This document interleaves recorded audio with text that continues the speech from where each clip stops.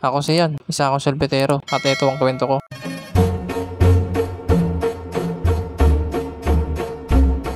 Kakalabas ko nga lang at andito na nga ako sa lungon. Wala nga gano'n bumibili, parang matumal ngayon. Kaya meron ako nakitang nagbebenta ng palamig. Tumabi muna ako dito at bumili ako ng palamig. Nakakapagod kasi yung lakad ka ng lakad tapos konti lang bumibili. Yung 3 iskinitang ang pinasok ko, konti lang yung bumili. Kahapon ganito rin. Sana naman ngayon hindi na ako tumali. Tapos na nga ako uminom ng palamig kaya nilagay ko na sa basurahan. Ito pang alam benta ko, wala pang 100. Mukhang tumali na naman ako ngayong araw. Pagkatapos kang uminom ng palamig, hindi na rin ako nagtagal. Umalis na rin agad ako dito. Nandito na nga ako sa Martinico at meron nga ako pinapasok na iskinita dito kasi minsan may bumibili dito ng halagang 100 at sana naman meron bumili. Nakapasok na ako na iskinita at meron nga court dito. Tinabi ko muna nga dito yung karo ko at tumambay muna ako dito. Panay kalimbang nga lang ako para marinig ng mga customer. Hindi pa rin nga ako umiinto sa pagkalimbang kasi kailangan ko magtiyaga. Tumingin nga ako sa orasan ko at mag-aalas 2 na pala kaya hindi na ako nagtagal dito. Sa iba naman ako maglalako. Baka hindi talaga araw ko ngayon.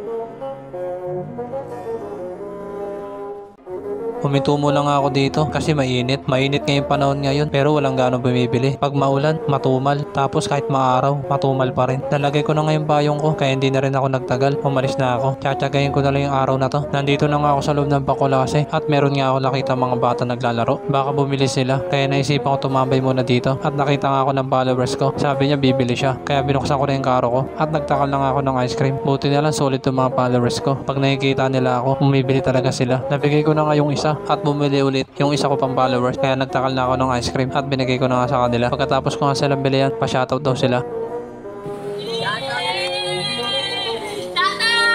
Pagkatapos nga nila magpa-shoutout, hindi na rin ako nagtagal dito. Umalis na ako. Kahit nga matumal, masaya pa rin ako kasi nandiyan kayo sumusuporta. Nandito na ako sa Australia at meron nga mga bata naglalaro. Kaya tumabi muna ako dito at nag-umpisa na ako magkalembang. Baka kasi napapagod na sila kakalaro at maisip nila bumili ng ice cream. At nakita ko nga itong tropa ko magtatao. Tinutumal nga rin daw siya. Akala ko ako lang tinutumal. Kahit pala ibang vendor, tinutumal. Nagpa-shoutout nga rin siya. Shoutout pala sa'yo, Bray. Pagkatapos ko nga sa isama sa vlog ko, umalis na nga siya. At hindi na rin ako nagtagal dito. Umalis na rin ako. Nandito na nga ako sa San Jose at palabas na nga ako ng iskinita. At habang palabas nga ako, bigla naman buhos ng ulan. May nakita nga akong bakery kaya tinabi ko muna dito yung karo ko at nilipat ko na itong payong ko. Mababasa kasi yung apahang ko. Pagkatapos ko nga ayusin, nagpunta na ako sa bakery at naisipan ko nga bumili. Bumili nga ako ng soft drink. Ito na lang pala yung merendahin ko kasi kanina kumain na ako. Sobrang lakas nga ng ulan ngayon. Ang malas naman ng araw ko ngayon. Matumal na nga. Tapos ganito pa yung panahon. Kung minamalas ka naman talaga. Pero wala akong magagawa. Kung meron araw na swerte, meron din araw na malat. Pero kahit ganun, kailangan ko magpatuloy. Ganito kasi ang buhay ng isang solbetero. Kung hindi ka kakayod, wala kang kakainin. Kaya sa gantong buhay, hindi ka pwedeng umangal. Tumingin nga ako sa orasan, alas 4 na pala ng hapon at di pa rin nga tumitigil yung ulan. Kaya naisipan ko pumunta sa karo ko at ilipat na tong payong. Pagkatapos ko ilipat yung payong ko,